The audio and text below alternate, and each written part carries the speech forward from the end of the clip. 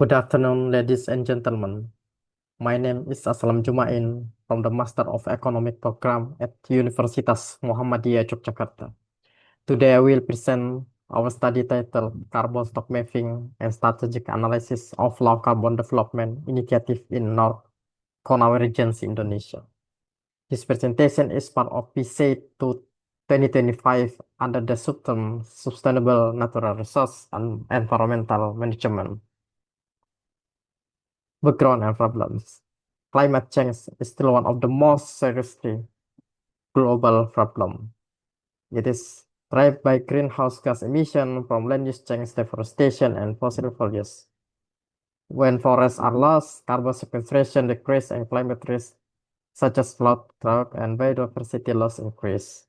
Indonesia, as a party to the Paris Agreement, has commitment to reduce emission by 29 to 41% by 2030 year. To reach this target, we need regional low carbon strategic that link land management with carbon stock improvement. Study area and context. Our case study is North Konawe Regency in Southern Celebes, Indonesia. The region has tropical forests, mangrove agriculture, mining, and coastal area, and the forests already contribute more than 94% of the regional stock carbon. The regional is also part of Indonesia Low Carbon Development, or LCD, and the RAN-GRK policy framework. Research objective. This study has four objectives.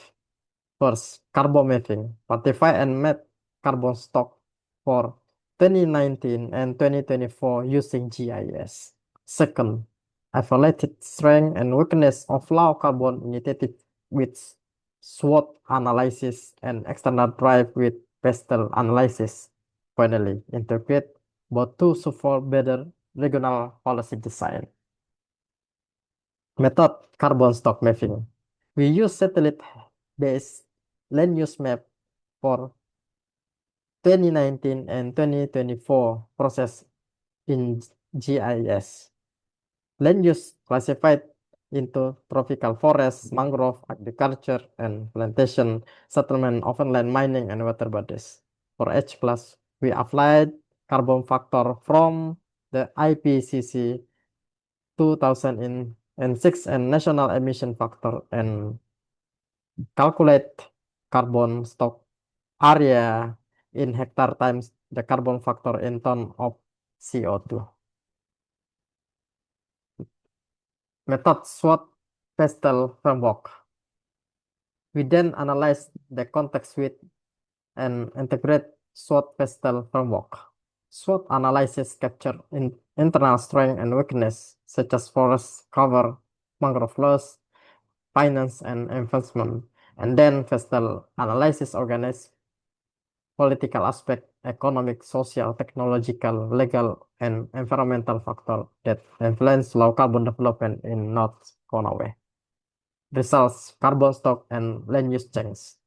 Total carbon stock increased by 30% from 224.7 million ton CO2 in 2019 to 254.4 million ton CO2 in 2024.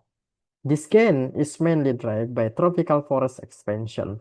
Forest area rose from about 295,000 hectare to 336,000 hectare, adding roughly 90.4 million ton CO2. However, mangrove area declined by 80% from 470 hectare to 91 hectare, causing a loss about 236,000 ton CO2, mostly due to conversion to aquaculture and coastal use.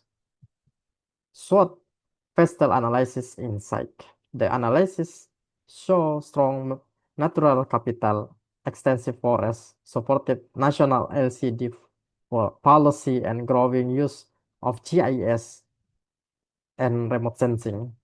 At the same time, there are serious weakness and threat, mangrove degradation, limited finance and technology, weak enforcement, and climate hazard.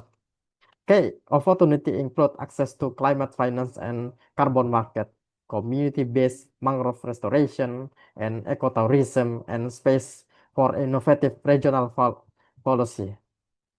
Strategic implication for low carbon development. First, an ecosystem-based low carbon development strategy is needed.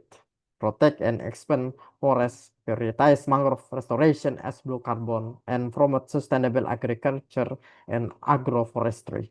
Second, success required multi-stakeholder collaboration among local governance, community, the private sector, and international funders with fair benefit sharing. Third, we need stronger governance, including better enforcement of land use rule and clear integration of low carbon goals into regional planning.